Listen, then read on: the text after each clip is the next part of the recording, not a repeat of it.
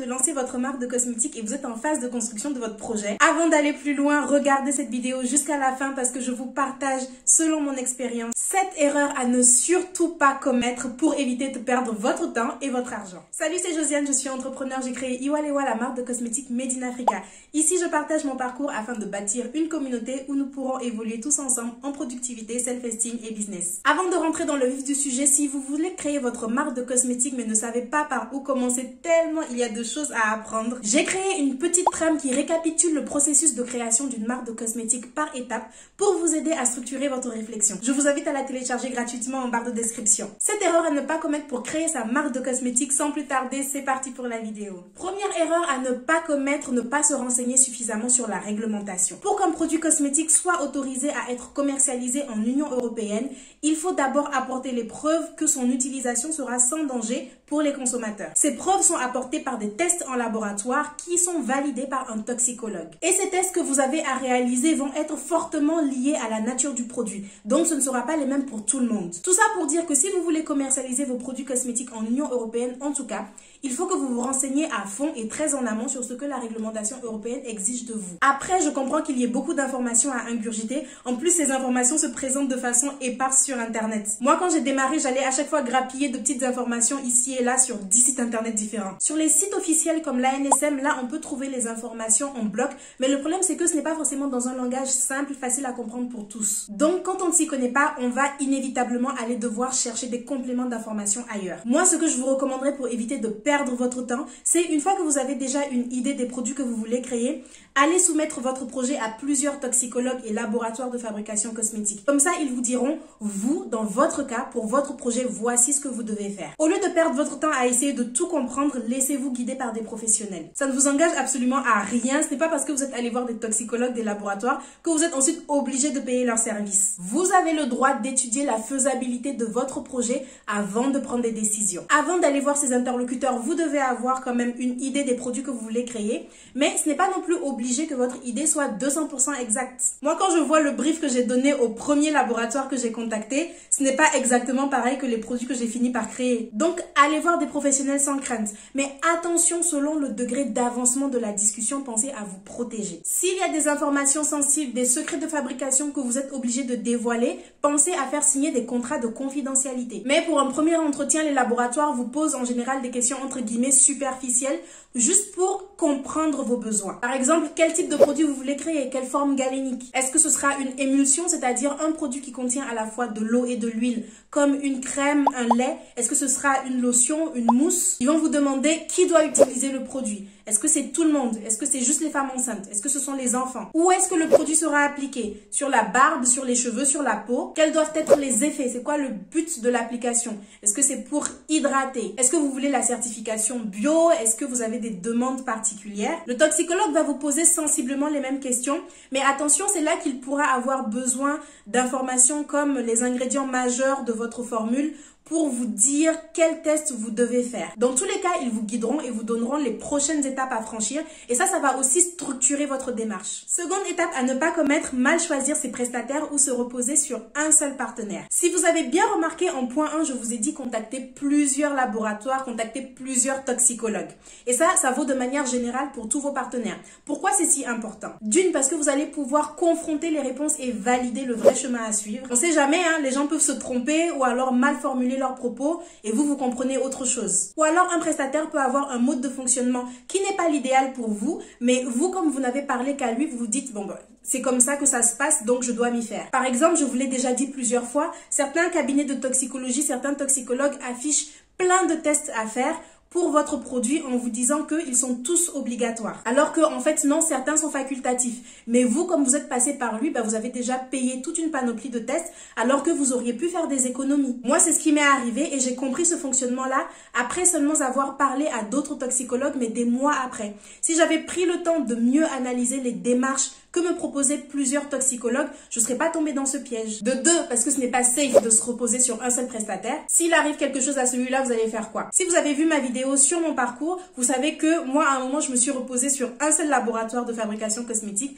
et ce laboratoire-là a mis la clé sous la porte pendant qu'on était en pleine production. Et moi, au moment précis où ils ferment leurs portes, j'étais censée livrer des clients, mais depuis plusieurs mois déjà. Si j'avais maintenu le contact avec plusieurs prestataires, j'en aurais contacté un directement, ça m'aurait fait gagner un peu de temps. Il vaut mieux toujours avoir un plan B. Troisième erreur, mal communiquer ou mal négocier avec ses prestataires. Ça aussi, cela pourrait être, selon moi, une erreur commise par beaucoup de jeunes entrepreneurs de façon générale. Parce que quand on démarre, on ne se sent pas forcément légitime à faire tout ce qu'on fait ou à demander tout ce qu'on demande. Mais il faut que vous gardiez une chose en tête. Quand vous passez par un prestataire pour fabriquer vos produits cosmétiques, pour créer votre site internet, tenir votre comptabilité, c'est vous le client. Vous êtes en droit d'amener certaines conditions. Vous êtes en droit de poser plein de questions parce que vous ne connaissez pas. C'est pour ça que vous faites appel à un expert. Si vous aviez toutes les réponses, vous feriez par vous-même. Ou bien vous êtes juste là à vouloir balancer de l'argent par les fenêtres. Au début de chaque prestation, vous devez briefer clairement votre partenaire sur les objectifs que vous voulez atteindre. Si le travail réalisé à la fin n'équivaut pas à celui sur lequel vous vous étiez entendu, vous avez le droit de le dire. Ensuite, osez négocier. Moi, j'avoue qu'au début, en France, je pensais que la négociation était juste interdite parce que je sais pas pourquoi, dès qu'on parle d'argent, les gens se comportent un peu bizarrement. Donc, pendant un moment, quand on me proposait un devis trop cher, je me contentais juste de dire non. Jusqu'au jour où un prestataire m'a dit, mais pourquoi vous dites non? C'est parce que c'est trop cher, je peux diminuer si vous voulez. Et là, je me suis dit, ah bon? Ici en France, depuis ce jour, dès qu'il y a 5 centimes de trop... Non, je rigole. Depuis ce jour, si on me propose un devis qui est trop cher, je dis simplement, ah, pour moi, c'est hors budget. Est-ce que vous pouvez diminuer? Comment est-ce qu'on peut faire? Dans ce cas, soit le prestataire accepte de faire un geste, ou alors il me dit, bon, j'accepte de diminuer, mais en contrepartie, je vais faire telle chose ou telle chose en moins. On discute simplement, le but étant de trouver un terrain d'entente. Il vaut mieux proposer, quitte à ce qu'on vous dise non, plutôt que de rester bloqué avec des façons de faire qui vous conviennent pas, des tarifs qui vous conviennent pas et avoir le regret juste de ne pas s'être exprimé. Quatrième erreur, ne pas construire son budget prévisionnel avec rigueur. La budgétisation est essentielle pour tout type de projet entrepreneurial, mais pour la cosmétique encore plus parce que vous avez plein de frais qui peuvent aller dans tous les sens. Vous devez absolument structurer tout ça et être au clair sur combien vous allez devoir dépenser et combien vous devrez gagner pour couvrir toutes vos charges. Bien construire son prévisionnel financier permet de mieux construire sa stratégie marketing. En fait, ça va dans les deux sens. La stratégie marketing influe sur le budget prévisionnel et stratégie financière influent sur la stratégie marketing. Par exemple, en stratégie marketing, vous allez vous dire, bon, voilà combien de produits je peux écouler la première année. Et de là, vous allez retourner dans votre budget prévisionnel pour calculer la rentabilité de votre entreprise. Quand est-ce que vous allez l'atteindre? Et aussi, vous pouvez partir d'objectifs financiers en vous disant, il faut absolument que j'atteigne tel chiffre d'affaires à tel moment. Donc, comment est-ce que je peux communiquer pour toucher tant de prospects? Ça va vraiment dans les deux sens. Aussi, bien travailler son budget prévisionnel permet de mieux fixer son prix de vente. On l'a vu dans la vidéo comment fixer le prix de son produit cosmétique. Si vous voulez construire une entreprise rentable, vous devez bien étudier votre prix de vente.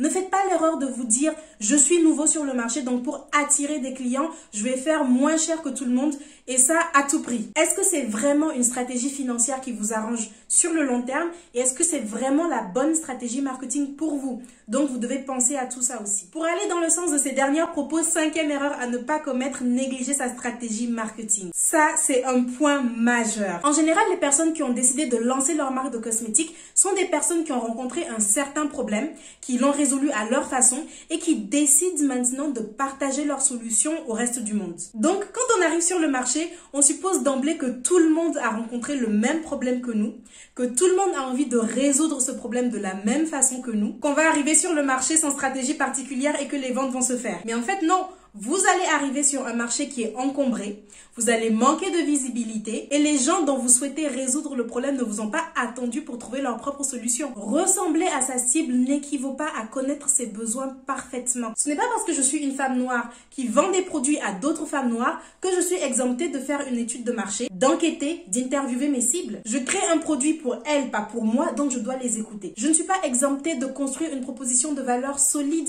et d'adopter un positionnement clair. Ensuite, à aucun moment les cibles vont venir vers vous. Vous allez devoir établir une stratégie de communication claire et efficace pour les toucher. Quand je fréquentais l'incubateur Bilis, j'ai eu un intervenant qui nous disait: chaque matin quand vous vous levez, rappelez-vous que personne n'en a rien à faire de vous. Votre produit vous semble révolutionnaire et indispensable, mais pour vos cibles, il n'a rien de spécial. Comme ça, vous êtes maintenu dans un état d'esprit où vous devez tout le temps être ingénieux. Vous cherchez tout le temps à vous différencier au maximum de vos concurrents et de convaincre vos cibles de plutôt acheter vos produits.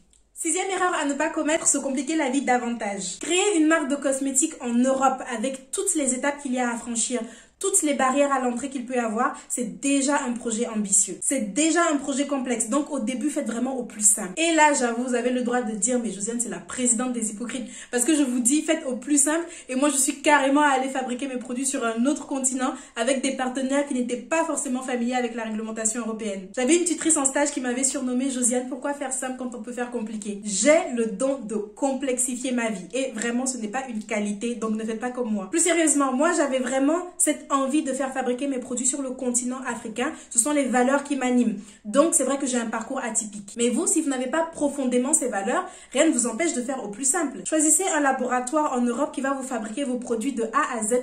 Vous n'aurez même pas besoin de toucher à quoi que ce soit. Moi, j'ai dû toucher à absolument tout. Formulation, fabrication, réglementation. C'était un formidable apprentissage, mais franchement, c'était pas la joie non plus parce que ça m'a beaucoup retardé dans mon projet aussi, puisque je devais tout apprendre sur le tas. Souvent, on a aussi cette vision fantasmée des entrepreneurs à succès, très ingénieux, qui proposent des solutions complexes. Et on a envie de faire exactement pareil. Sauf qu'on oublie que ces personnes-là, elles ont démarré en faisant quelque chose de beaucoup plus petit, de beaucoup plus simple. Vous n'avez pas besoin de sortir tout de suite 15 produits. Vous n'avez pas besoin d'intégrer tout de suite tous les ingrédients rares et complexes dans vos produits. Je pense qu'au démarrage, vous devez venir avec la version la plus simple et la moins coûteuse du produit que vous voulez créer pour tester le marché, pour voir si vos cibles adhèrent vraiment à ce que vous leur proposez. Comme ça, en fonction de leurs remarques, vous allez pouvoir vous améliorer par la suite et complexifier vos produits. Septième erreur, vouloir aller trop vite. Créer une marque de cosmétiques, surtout si vous partez de rien et que vous devez créer les produits de A à Z, ça prend du temps. C'est un fait. Vous allez mettre 2 fois plus de temps que vous ne l'aviez imaginé quand vous construisiez votre rétro-planning. Il y aura forcément des choses que vous n'aurez pas prévues. Inutile de vous mettre la pression et de vouloir aller trop vite. C'est en agissant comme ça que vous allez négliger des points importants, que vous allez choisir le premier prestataire venu au lieu de vous poser, de réfléchir. Moi, quand je décide de créer ma marque de cosmétiques, on est en 2016 et je finis par lancer officiellement les produits sur le marché en fin 2019.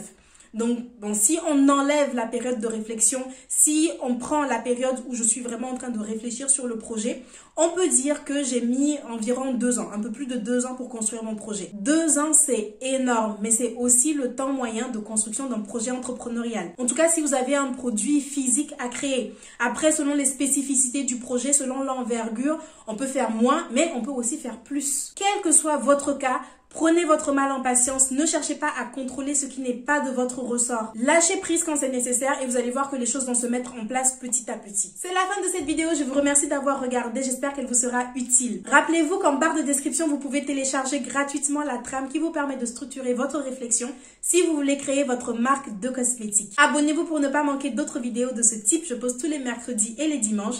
Donc d'ici là, je vous dis à dans quelques jours. Ciao!